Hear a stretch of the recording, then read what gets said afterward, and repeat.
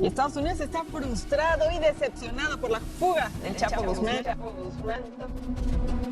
Describió como muy complicada y muy difícil la situación de seguridad actual en ese país, especialmente en 6 estados donde ocurre la mayor parte de control territorial de los cárteles y por tanto ocurre la mayoría de los crímenes.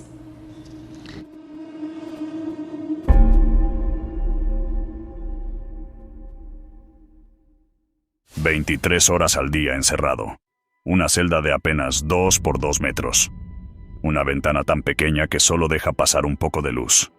Cero contacto con el mundo real. Sin visitas, sin hablar con otros presos. Solo su comida diaria. Y pastillas para la hipertensión y la ansiedad. El escenario perfecto para caer en la demencia, así vive hoy Joaquín El Chapo Guzmán, en la prisión más estricta del mundo. ADX Florence. No puedo más. Bajen las restricciones. Escucho voces en mi celda. Estoy enfermando, voy a enloquecer. Y ni siquiera me dejan ver a mis abogados. Estas fueron algunas de las súplicas desesperadas de Joaquín El Chapo Guzmán con desespero en su mirada. ¿Y para qué quiere las armas? Oiga, usted tiene mucho dinero, ¿por qué? Pero cómo el hombre más poderoso del narcotráfico terminó al borde de la locura, suplicando piedad. Cómo alguien que controlaba rutas de droga en todo el mundo, que ordenaba ejecuciones con una llamada y que burló a gobiernos enteros, acabó encerrado, aislado y sin voz. Joaquín El Chapo Guzmán no fue un criminal cualquiera. Fue el líder que comandó los cárteles más poderosos de México. Un imperio construido con dinero, violencia y miedo. Durante años fue intocable, escapó de prisiones, compró autoridades y movió millones como si nada. Pero todo poder tiene un final. Hoy, ese mismo hombre vive encerrado 23 horas al día, en una celda de concreto, sin contacto humano, en la prisión diseñada para quebrar incluso a los peores criminales del mundo. ADX Florence. ¿Su nombre? Joaquín Guzmán. ¿Algún otro nombre? Archibaldo. Archibaldo. Siempre firmo así, Joaquín. ¿Alias? Al Chapo. Joaquín El Chapo Guzmán nació en 1957, en una zona rural de Sinaloa, una de las regiones más pobres y violentas de México. Nunca tuvo una educación formal. Abandonó la escuela desde muy joven y creció sin más opciones que trabajar o morir de hambre. Su familia ya estaba involucrada en el cultivo de drogas. Para él, el narcotráfico no era un delito, era parte de la vida diaria. A los 15 años, mientras otros adolescentes apenas crecían, el Chapo ya supervisaba cultivos de marihuana en la sierra. No sembraba, mandaba. Aprendió rápido. Aprendió a vigilar, a mover mercancía y a guardar silencio. Para sus 20 años, ya trabajaba directamente para figuras clave del narco, como Juan José Esparragosa Moreno, y poco después para el líder más poderoso de la época, Miguel Ángel Félix Gallardo. Fue ahí donde empezó a hacerse notar, no por la violencia, sino por la eficiencia. Le decían el Chapo por su baja estatura, pero también por su agilidad mental y su velocidad para mover toneladas de droga, rutas rápidas, movimientos limpios, cero errores. Mientras otros usaban fuerza bruta, él usaba estrategia. Fue uno de los primeros en perfeccionar el uso de túneles, rutas invisibles y logística milimétrica para cruzar droga a gran escala sin ser detectado. Así, paso a paso, el joven sin estudios ni futuro se convirtió en una pieza clave del narcotráfico internacional. El poder de El Chapo no se construyó solo con violencia, se construyó con logística. Mientras otros narcos usaban rutas básicas, él fue mucho más lejos. Utilizó submarinos artesanales capaces de transportar toneladas de droga por el mar, evitando radares y patrullajes. La mercancía cruzaba océanos enteros sin que nadie la detectara. En tierra, el sistema era igual de sofisticado. Contrató hangares completos donde avionetas cargadas de droga despegaban y aterrizaban constantemente. Las autoridades no miraban hacia ahí, algunas por miedo, otras por dinero. Cada vuelo era calculado. Cada ruta tenía protección, nada quedaba al azar. Así movía cocaína, marihuana y metanfetaminas como si se tratara de una empresa legal. Pero el verdadero punto de quiebre llegó con la caída del jefe máximo del narco, Tras la captura de Miguel Ángel Félix Gallardo, el viejo sistema se rompió. El poder se fragmentó, y del caos nació una nueva organización. Así se creó el Cártel de Sinaloa, un cártel más moderno, más violento y mucho más eficiente. El Chapo pasó de operador a líder, de mover cargamentos, a controlar territorios completos. Ya no solo traficaba droga, controlaba rutas internacionales, compraba voluntades y enfrentaba a otros cárteles sin pedir permiso. El imperio estaba completo, y el mundo apenas empezaba a conocer su nombre. El imperio no se construyó solo desde México. Joaquín "El Chapo" Guzmán entendió algo clave antes que muchos. El producto venía del sur, y las rutas hacían la diferencia. Por eso creó alianzas directas con los colombianos, quienes controlaban la producción de cocaína y las rutas internacionales más importantes. Mientras ellos ponían el producto, el Chapo ofrecía lo que nadie más tenía: paso seguro hacia Estados Unidos.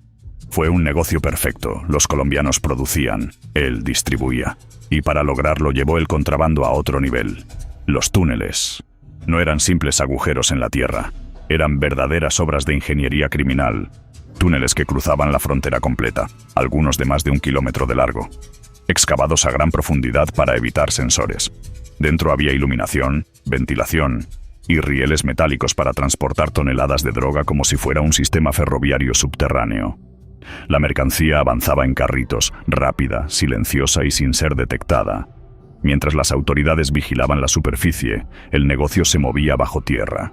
Así logró mover cantidades masivas de cocaína sin disparar una sola bala. Estos túneles no solo lo hicieron millonario, lo convirtieron en una leyenda del narcotráfico. Un hombre que literalmente construyó caminos invisibles para su imperio. Y si todo esto ya te parece inquietante, espera a ver cómo termina esta historia. Pero usted se dedica a las drogas. ¿A qué se dedica? Yo soy agricultor. Oficial. Maíz y frijol. Durante años parecía intocable. Joaquín Guzmán logró algo que pocos criminales han conseguido: burlar a la agencia antidrogas más poderosa del mundo. La Drug Enforcement Administration lo buscaba sin descanso. Intercepciones, informantes, operativos internacionales. Y aún así, siempre llegaban tarde. ¿Cómo lo hacía? Con información antes que nadie. Y con dinero. Mucho dinero. Sobornos millonarios corrían como parte del sistema. Policías locales, autoridades regionales, funcionarios clave. Muchos recibían pagos para mirar a otro lado. Operativos eran filtrados antes de ejecutarse. Rutas se limpiaban horas antes de los decomisos. Capturas se cancelaban en el último minuto. El Chapo no huía a ciegas. Sabía exactamente cuándo moverse. Mientras la DEA armaba el golpe, él ya estaba en otro estado o en otro país. Su red de protección era tan grande que durante años convirtió la persecución en un juego. Pero cada soborno deja rastro, cada traición cobra factura, y con el tiempo la presión internacional aumentó. El margen de error se redujo, y el hombre que burló a todos empezó a quedarse sin salidas. Pero no todo se resolvía con sobornos. Cuando el dinero no funcionaba, el Chapo recurría a lo que realmente mantenía su poder: la violencia. El Cártel de Sinaloa contaba con una red de sicarios entrenados, armados y dispuestos a disparar con solo escuchar su nombre. Jueces, policías, rivales, informantes. Cualquiera que se interpusiera en el camino se convertía en un objetivo. No era violencia al azar. Era una estrategia de terror. Mensajes claros, ejecuciones públicas, advertencias que no dejaban dudas. El propio El Chapo aceptó haber ordenado miles de asesinatos, entre 5.000 y 10.000 órdenes de ejecución, según sus propias declaraciones en procesos judiciales. Cada orden reforzaba su control, cada muerte ampliaba su reputación. Así se gobernaba su imperio, con dinero para comprar lealtades y balas para eliminar a quien no se vendía. ADX Florence, lejos de México, lejos del ruido, del poder y de los sobornos. En medio de la nada, entre las frías montañas rocosas. Ahí se levanta ADX Florence, una prisión diseñada no para rehabilitar, sino para aislar, controlar y quebrar, rodeada de desierto, nieve y silencio absoluto, sin ciudades cerca, sin distracciones. Aquí no hay motines, no hay comunicación entre presos, no hay segundas oportunidades. Cada movimiento es vigilado, cada paso está calculado. Este no es un penal común. Es el destino final de los criminales más peligrosos del planeta. La idea de una celda aquí no se parece a ninguna otra cárcel común. En ADX Florence, cada preso es asignado a una celda individual de aproximadamente 7 por 12 pies, unos 2,1 por 3,6 metros. Eso es un espacio total menor que muchas habitaciones normales, y dentro de ese espacio están obligados a vivir alrededor de 23 horas al día. La construcción está pensada para eliminar cualquier posibilidad de escape o manipulación. Muros y muebles de concreto, cama, escritorio y taburete están hechos del mismo material moldeado, sin partes móviles ni puntos débiles. Sanitario integrado. El lavabo, inodoro y ducha están combinados en un solo módulo de acero inoxidable o concreto, sin piezas que se puedan desmontar o romper para armas u ocultar herramientas. Ventana reducida al mínimo. Hay solo una pequeña abertura vertical en el techo, diseñada para ver únicamente el cielo o la luz, pero no para observar afuera o orientarse, y no deja ver otras partes del penal.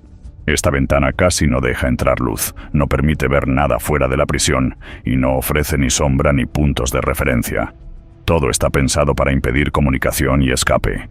Las paredes y puertas son insonorizadas, lo que bloquea cualquier conversación o señales entre reclusos, incluso si chocan paredes o intentan comunicarse. Sensores de movimiento, cámaras y 1400 puertas de acero controladas remotamente cubren todo el complejo, monitoreando cada paso dentro de la prisión. El sistema de seguridad puede cerrar automáticamente todas las puertas si se detecta algún intento de fuga. No es fácil ni ver, ni hablar, ni moverse. La celda tiene un simple colchón delgado sobre la cama de concreto, un escritorio y un taburete sin nada que pueda servir como herramienta o arma.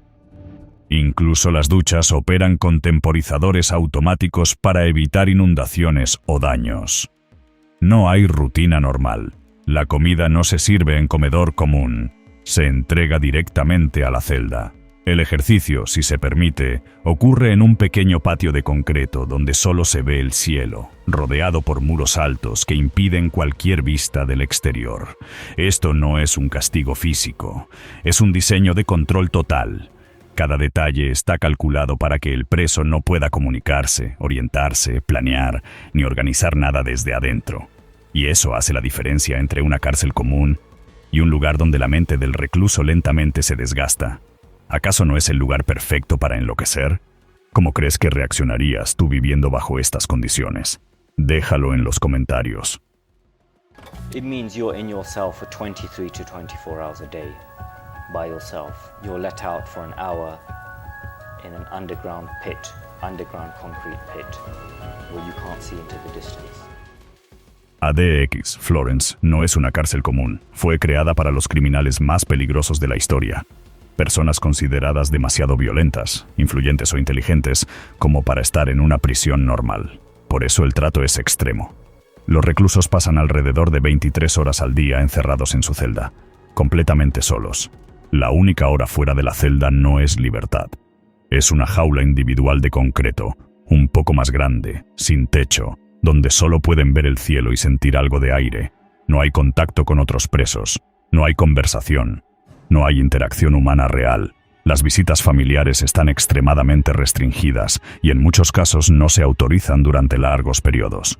El contacto con abogados existe legalmente, pero varios internos, incluido el Chapo, han denunciado fuertes limitaciones, retrasos y obstáculos. También se ha señalado que gran parte de la información legal se entrega únicamente en inglés, lo que para un preso que no domina el idioma representa una desventaja grave para entender su propio caso. Cada vez que un recluso sale de su celda, lo hace con esposas, grilletes y cadenas, manos atadas, pies asegurados, siempre escoltado por varios guardias. Aquí no se confía en nadie. El Chapo no está solo en este lugar. Aquí han estado o están algunos de los criminales más notorios del mundo. Ramzi Youssef, autor del atentado de 1993 al World Trade Center. Zacarias Moussaoui, vinculado a los ataques del 11 de septiembre. Personas consideradas imposibles de controlar en cualquier otra prisión.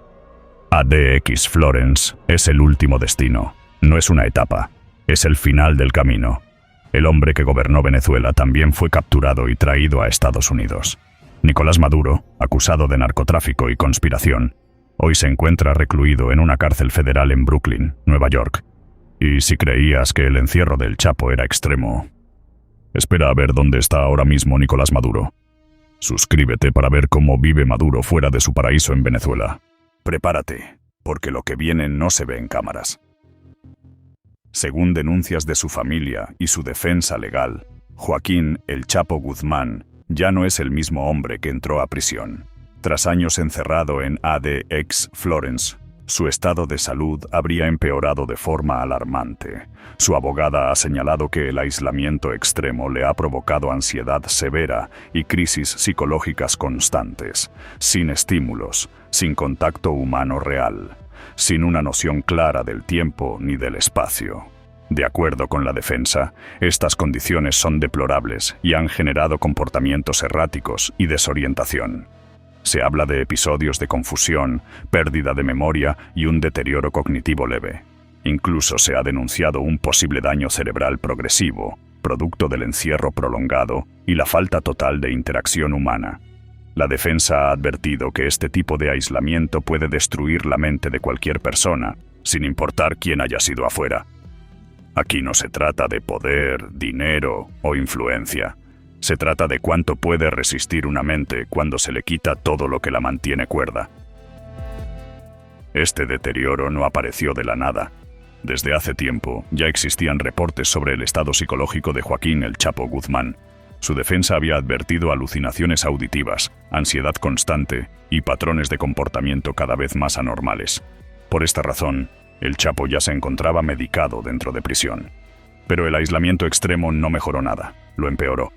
En una carta enviada al juez de su caso, El Chapo habló en primera persona sobre su estado mental. No puedo más. Me estoy enfermando.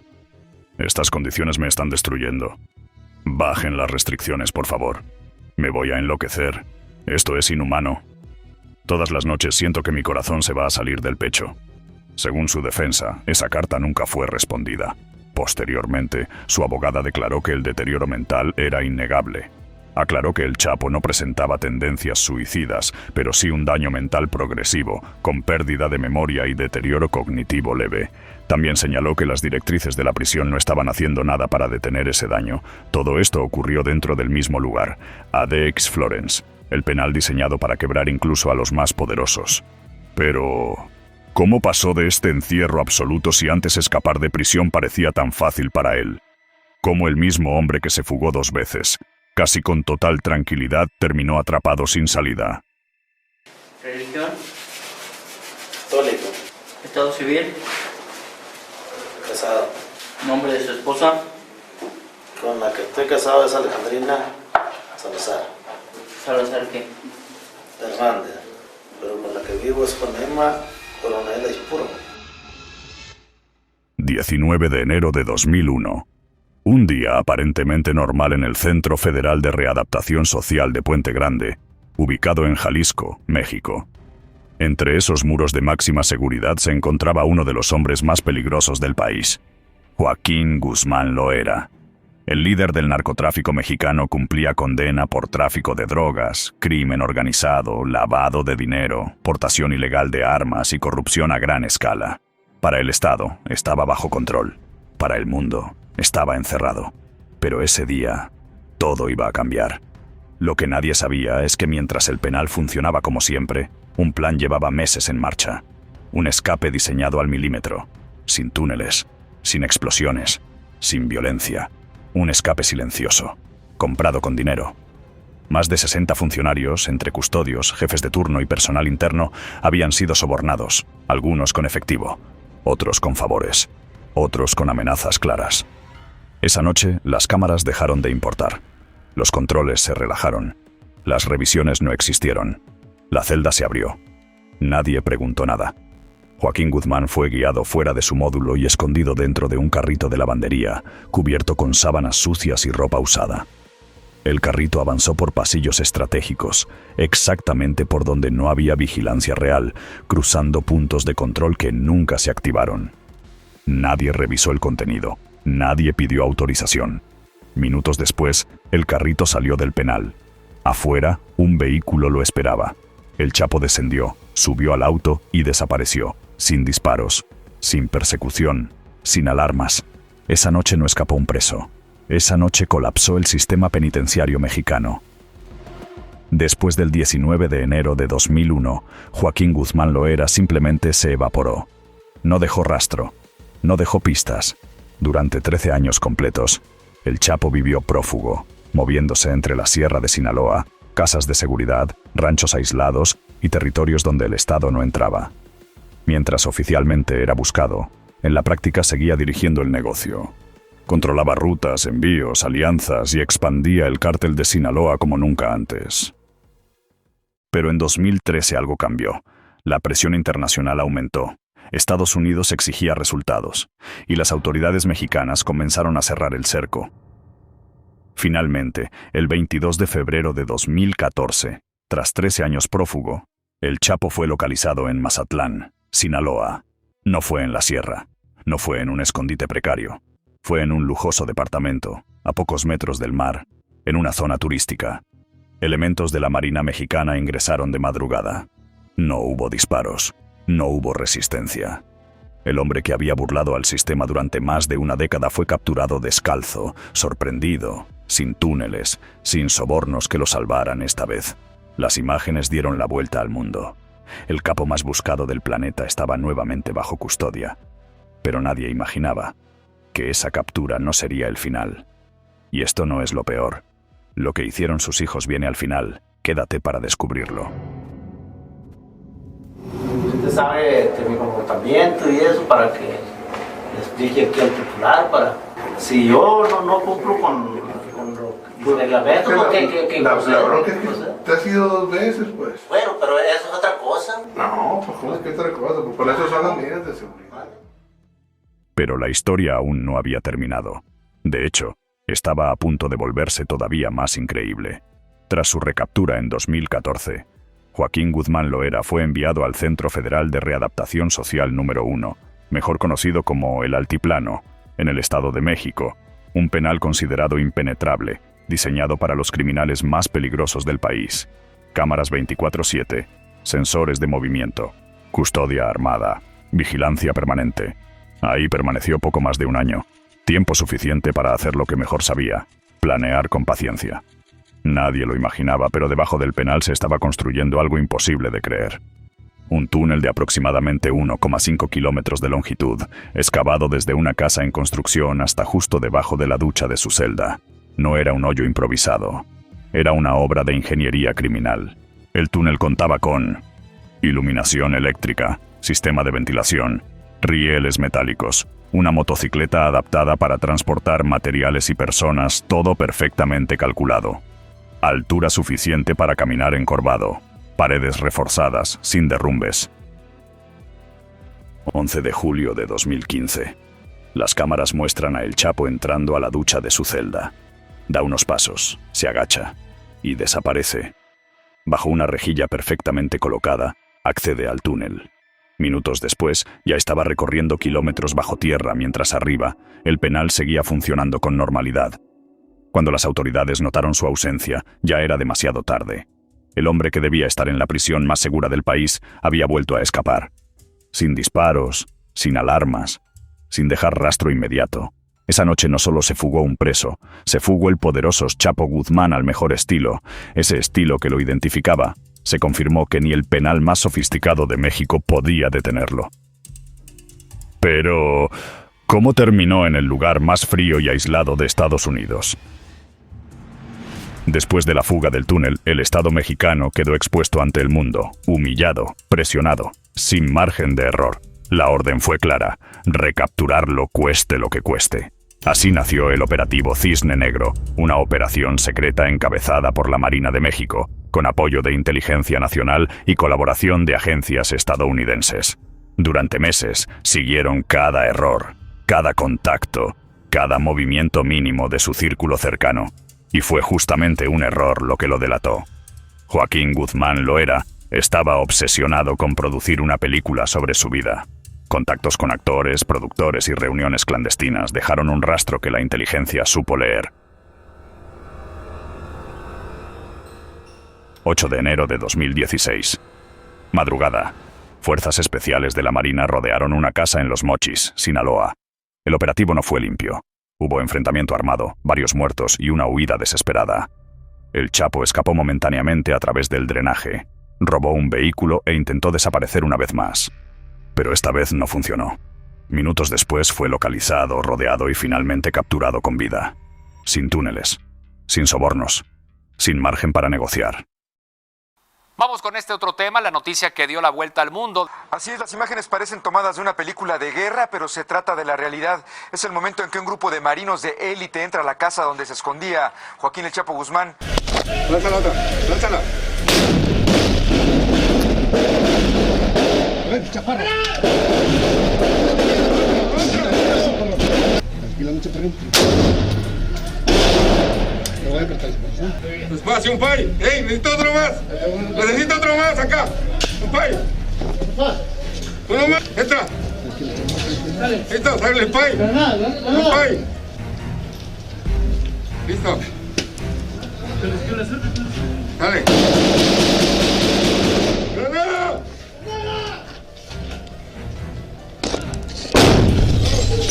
¡Entra!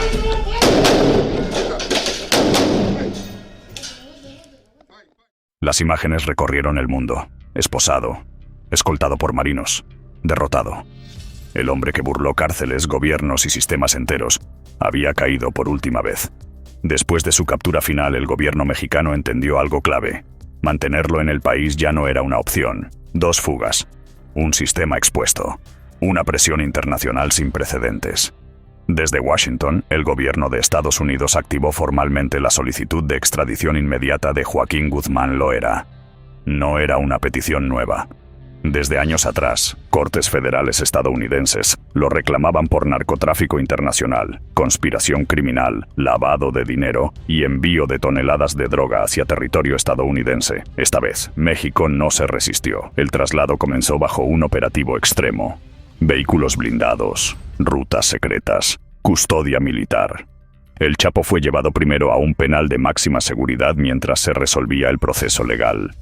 Finalmente, el 19 de enero de 2017, exactamente 16 años después de su primera fuga, fue extraditado a Estados Unidos. El traslado se realizó en un avión especial, con custodia armada y bajo estrictas medidas de seguridad. Al aterrizar en suelo estadounidense, todo cambió.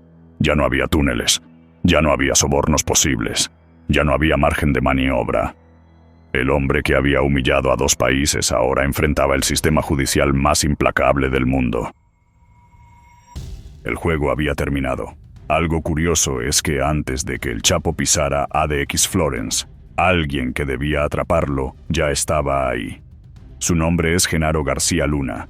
Durante años fue uno de los funcionarios más poderosos de México, secretario de Seguridad Pública durante el gobierno de Felipe Calderón, el rostro visible de la llamada guerra contra el narcotráfico. Mientras el país veía operativos, detenciones y discursos, en las sombras ocurría otra historia.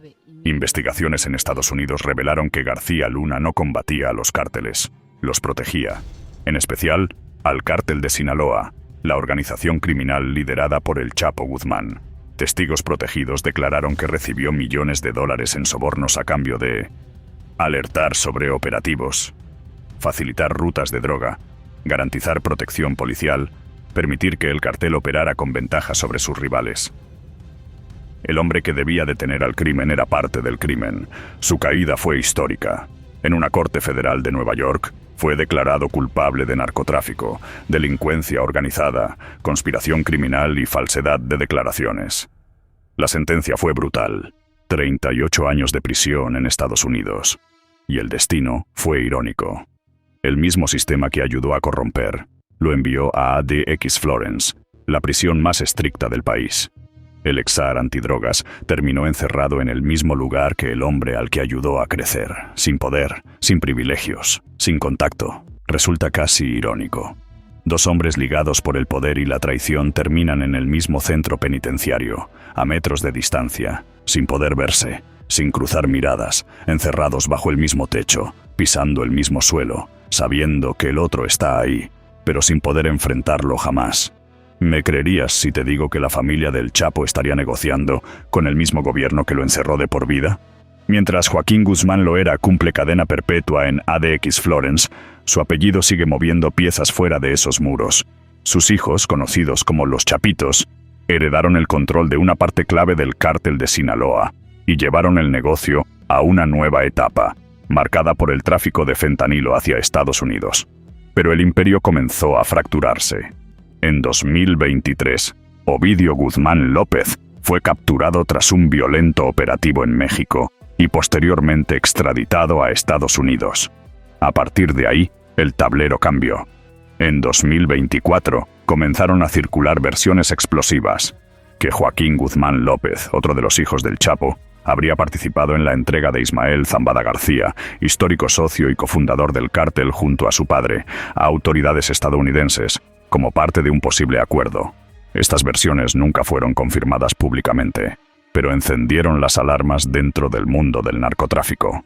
En 2025, documentos judiciales revelaron que Ovidio Guzmán aceptó cargos de narcotráfico y comenzó a cooperar con el gobierno de Estados Unidos, proporcionando información sobre rutas, estructuras y otros actores criminales a cambio de beneficios legales. Meses después, trascendió que Joaquín Guzmán López también se habría entregado y aceptado colaborar, quedando ambos fuera del radar público y retirados de los expedientes activos. Hoy, según fuentes y analistas, los dos hermanos estarían bajo esquemas de protección, cooperando con las autoridades y entregando información clave sobre el funcionamiento del cártel que fundó su padre. Y aquí surge la pregunta incómoda: ¿todo esto es solo para salvarse ellos? ¿O también para intentar mejorar las condiciones del Chapo en prisión? En agosto de 2025, su abogada presentó una solicitud preliminar para suavizar el régimen extremo en el que vive Guzmán Loera en ADX Florence, argumentando que la familia ya está cooperando con la justicia. «Buscamos algo más humano», declaró su defensa. «Si alguien va a pasar el resto de su vida en prisión, que al menos sea en condiciones más humanas». Hasta ahora, el gobierno de Estados Unidos no ha cedido. El cártel de Sinaloa está fragmentado. El poder de ADX Florence es absoluto, y cualquier posibilidad de fuga es inexistente. El imperio cayó, los hijos negocian, pero el Chapo sigue encerrado. Fue uno de los hombres más poderosos del mundo criminal. Joaquín Guzmán Loera no solo construyó un imperio de drogas, desestabilizó regiones enteras, inundó países con violencia, corrupción y fentanilo, y puso de rodillas a gobiernos enteros. Fue el estratega silencioso. El hombre que escapó 2 veces de prisiones de máxima seguridad, que burló a las autoridades durante décadas, que convirtió túneles en leyenda y el narcotráfico en una maquinaria global. Pero hoy, no hay túneles, no hay sicarios, no hay cártel que lo rescate. Solo una celda de concreto, luces que nunca se apagan, silencio absoluto y una condena que sabe que terminará en muerte. Su apellido sigue negociando afuera, sus hijos hablan, entregan nombres, estructuras y secretos. El cártel que fundó está fragmentado, el imperio cayó, y él permanece solo. Entonces la pregunta queda para ti. ¿Crees que deberían suavizar las condiciones de un hombre que marcó a generaciones con violencia y droga? ¿O ese aislamiento extremo es el precio inevitable de todo el daño que causó, sabiendo que morirá en prisión? Déjamelo saber en los comentarios, porque al final el poder fue absoluto, pero el encierro también. Y en esta historia tal vez no hay redención, solo consecuencias.